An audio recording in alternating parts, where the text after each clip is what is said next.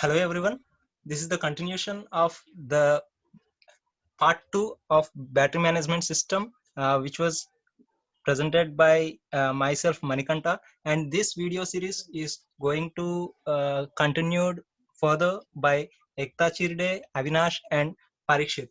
And I invite Ekta to discuss about the battery. Over to you, Ekta. Okay, thank you, Mani. So when we come to battery, as we know, it is an electronic device which stores the energy and convert chemical energy into electrical one. So in this video, I will talk about the types of batteries and its properties. So there are various types of batteries, and in order to model that battery, we have to select. The battery is the most crucial parameter or the factor. So in order to get in detail with the types of battery, there are various types of battery primary battery and the secondary battery. So in primary battery, as we known for primary cells as non-rechargeable battery and the secondary cells as a rechargeable battery. So in primary cells, it is the dry cells actually. At the center, there is a carbon rod, where the outside of that carbon rod, the manganese and the ammonium chloride, this is the powder mixture, it is coated with around with this carbon rod. Now at the top, there is a metal cap which gives the positive electrode, and at the bottom there is a negative electrode. So this is also called as the dry cell that we generally use in our houses and homemade purposes. Now the secondary battery. So secondary cells are the rechargeable battery that we can recharge it. So that secondary battery, in secondary battery, there is some lithium ion batteries we can consider in secondary battery that we can recharge. So there are some battery chemistries I have to mention here. Like in primary cells, we have the lead acid battery that we consider in primary cell, the lithium air battery, magnesium battery. So those are all comes in the primary cell. But in secondary cell, as a rechargeable battery, there are some others battery like the aluminum ion battery, carbon battery. Again, in carbon battery, there are two types: single carbon and dual carbon battery. In lithium ion battery also, it comes under secondary, like lithium ion cobalt oxide battery, lithium ion manganese oxide battery, lithium ion polymer battery. So there are various types of batteries or chemistries comes under the lithium ion battery. So which those all are comes under the secondary cell. Again, gel battery is there. That is the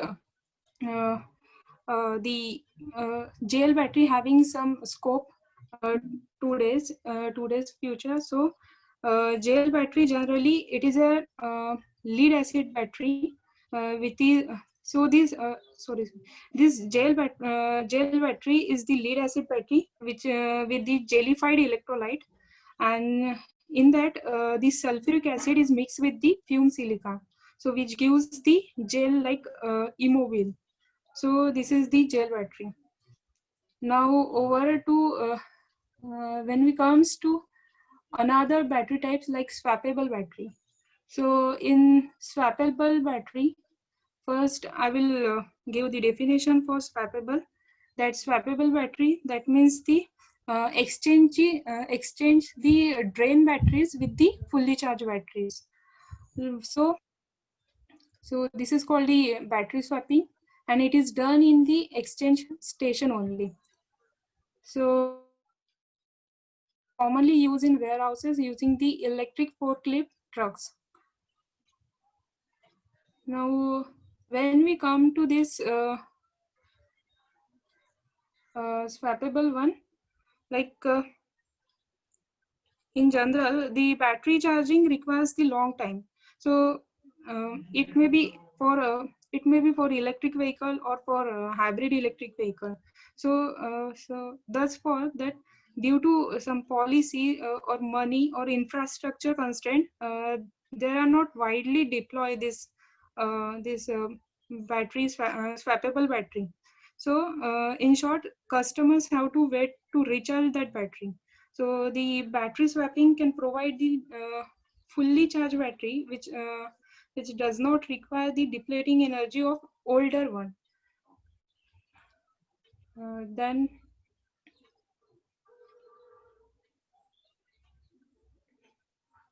so you can see in battery swapping, I have given the general overview here for the main components.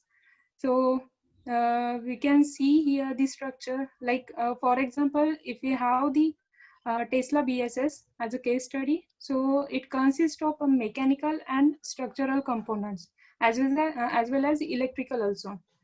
So in that Tesla vehicle, that there is a vehicle lift, battery lifts, vehicle alignment equipment, rollers, electrical connection alignments, battery conveyor shuttles, battery storage racks, and rails. So all these are comes under this battery swapping when we have to structure it. Then you can see here the EV battery swapping structure based on the battery swapping van. Now here the application of battery swapping van brings a clear change to EV battery swapping. The specific function of each participant and the roles they play will be consequently changed. So in order to reduce that impact or in order to reduce that changes, so and provide the better effective efficient EV battery swapping, so we need to give service, or we need to give the function and role like each participant, that we have to change the structure of the battery and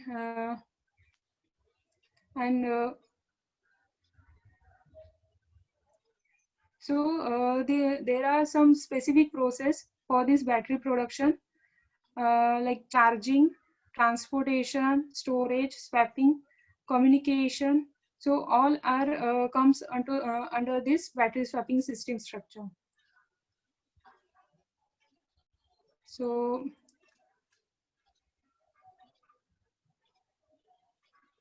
after that, there are some specification for battery package, like the battery power capacity. So firstly, I will introduce that batteries are specified by the three main characteristics, like the chemistry, voltage, and specific energy capacity. So if we have gone with this first power capacity, so the power capacity means the nominal voltage of the battery multiply with the current in ampere of the battery. That will give the power capacity, and power capacity will have the units like ampere, kilowatt hour. Then after that, storage capacity. So from the power capacity we can find out the storage capacity. Again, there are something specific energy also there. So specific energy or energy density, both are the same, which gives the battery capacity in weight, like watt hour per kg. Again, from the specific energy we can find out the specific power. So it indicates the loading capability of that battery. Then also batteries for power tools are made up of high specific power and come with the reduced specific energy. Now, for example, if we give the if we have the water in the bottle, so if we pour that the water bottle containing that water, that is our specific energy in watt hour per kg. So when we pour that water in the bowl or in the glass, So this will comes under the specific power. That means this is the specific power when the water pouring into the glass. Then we can calculate the C rating. C rating means the speed of battery, that is charge or discharge. The present discharge or current discharge or charge the battery. Like there are some 1 C rating, 0.5 C rating. So all these are rating given in the battery specification. Now the state of health and state of charge. So state of health, firstly three main state of health indicators of battery are like capacity, that is the ability to store the energy. Then internal resistance, that means the capability to deliver the current. Then self discharge, reflecting mechanical integrity and stress related condition. After that, state of charge.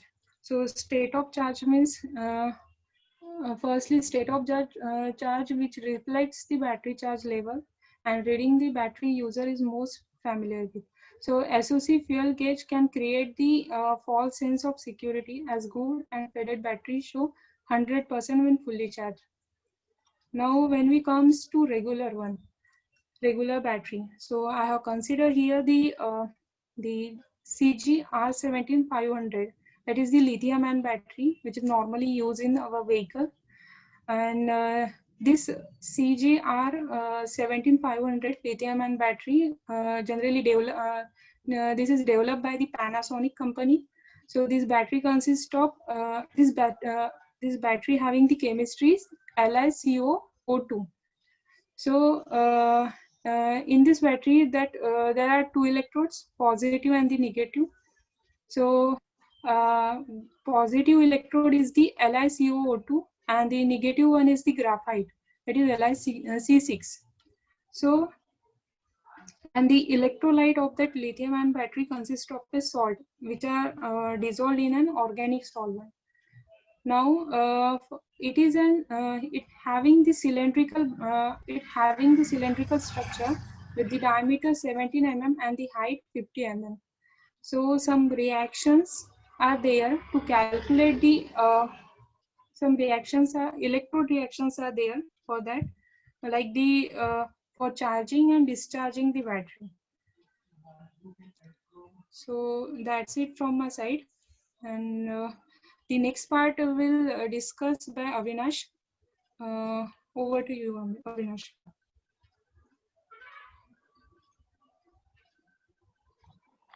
I am speaking about power source. Power source may be supply of electricity which we will be getting from, and actual main power source for us provided by electricity board is three-phase and single-phase power source. And coming to the three-phase and single-phase power supply, generally the phase in the electricity is the current or the voltage among the wires, and it contains a neutral cable also. And phase is a distribution of load in a single wire or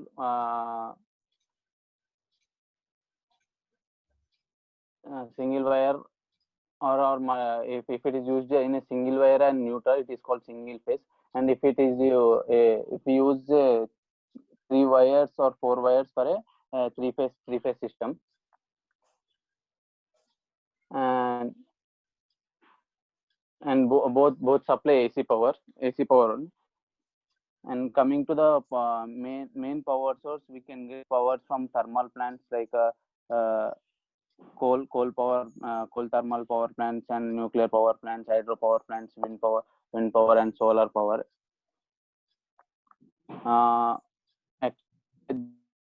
Plant, the maximum power produced by the turbine will be 30,000 volts. It will produce power up to 10,000 megawatt. the power plant will not go, the turbine will not generate more than 30 kilowatt because the insulation coating of the internal winding will be too thick. That is why it is limited to 30 kilowatt. And from power plant, we will be producing 11 kilowatt to 30 kilowatt power from the generator of turbine power generation, and then from there it will be transformed to the transformer, step up transformer. It will step up the voltage at the power plant only, and then it is step up because to carry the current in less number of cables. If we are supplying 1000 megawatt and that 30,000 volts, the ampere rating will be very high. We can for transferring that amount of ampere current, we need so much of so many bundles of electric wires. That's why we will be stepping up the voltage and reducing the ampere rating, and we can transport the electricity within the limited electric wires. And from the power plant there will be 3-phase line coming out, and from there there will be a substation. There will be in substation there will be a step down transformer. Again it will reduce the voltage and distributed, and it is distributed to the large scale consumers, and then again it is going to it will be going to the households. At households there will be a transformer. Before going to households, there will be a primary distribution will be for medium customers. It will be around 7 to 33 kilowatts, and secondary distribution will be our households on commercial distribution. It will be of 440 volts. It will be a 3-phase wire,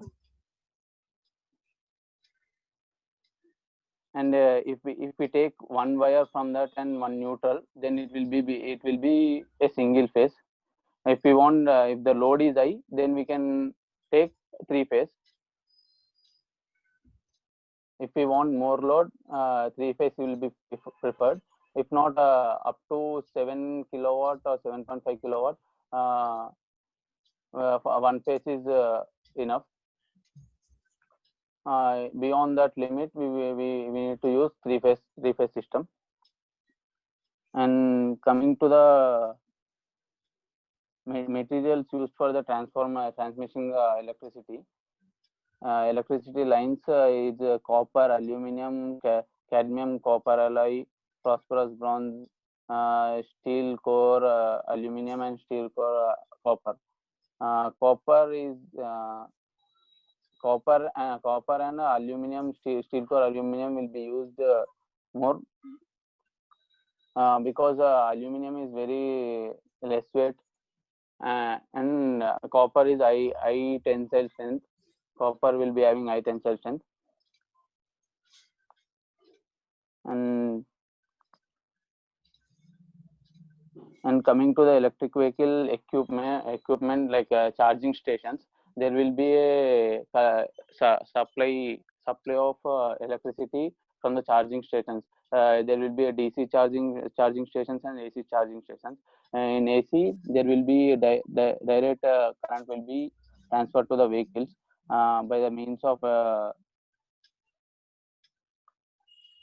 electrical vehicle supply equipment.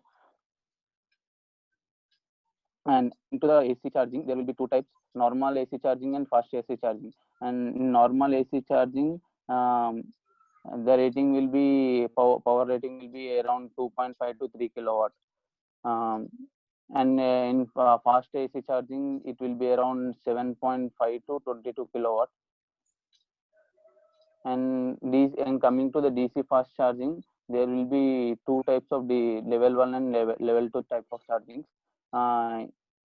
In level 1 we will be using 48 volt and 72-volt system, which with a power of 10 kilowatt and 10 kilowatt to 15 kilowatt, at a maximum current we are using for this system will be 200 amperes. And coming to the level 2, it is used for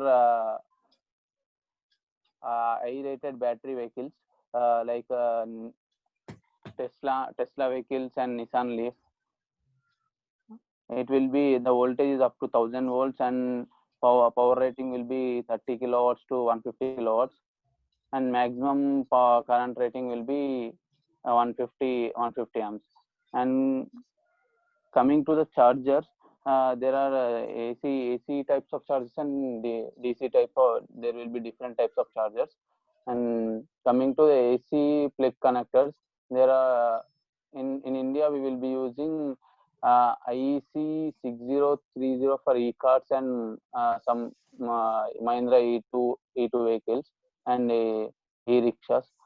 And normally, as per the standard, type 2 is used for so many all of the electrical vehicles in Bharat, as per the Bharat regulations. It's IEC 62196, and a three-pin connector is also used for normal electrical scooters. It is for the AC plug connectors. And coming to the DC plugs, there will be CADMO connectors and CCS connectors and GB by T connectors. In India, more it is as per the regulations, thinking to work on GB by T connectors.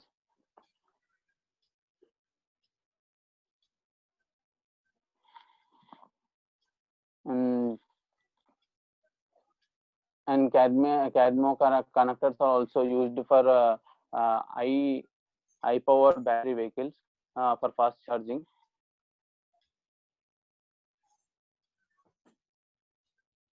This is related to the power source. And now Parikshit is going to say about the loads.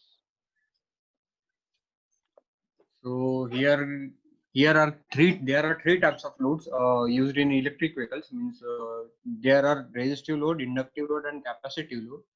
So in resistive loads, there can be headlamps, fog lamps, inverter, then different switches such as relay switches, or you can say your normal switch to means to light up the headlamp or fog lamp. Then wiring harness, as you know, wire has a specific resistance. Each type of wire has a specific resistance. Then in inductive load, there are traction motors, AC compressor, windshield wiper motors, steering motors, and power windows. So as you see, motor is an type of an inductive load. So mainly there are around 5 types of motors used in electric vehicle. So first is DC series motor, brushless DC motor, permanent magnet synchronous motor, three-phase AC induction motor, and switch reductance motor. Nowadays, we means most of the vehicles are using brushless DC motor and permanent magnet synchronous motor. Then there is capacitive load. In capacitive load, three types of load are there: infotainment system, ultra capacitor, and door lock system. As you see, infotainment system, it has a screen, and we can play music and other entertainment things we can do with the help of infotainment system.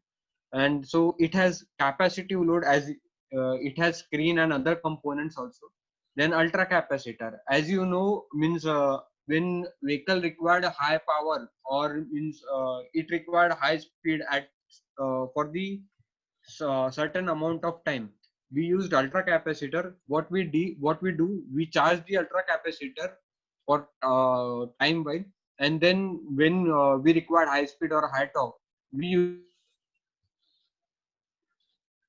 for the vehicle. It provide high voltage and high current to the motor.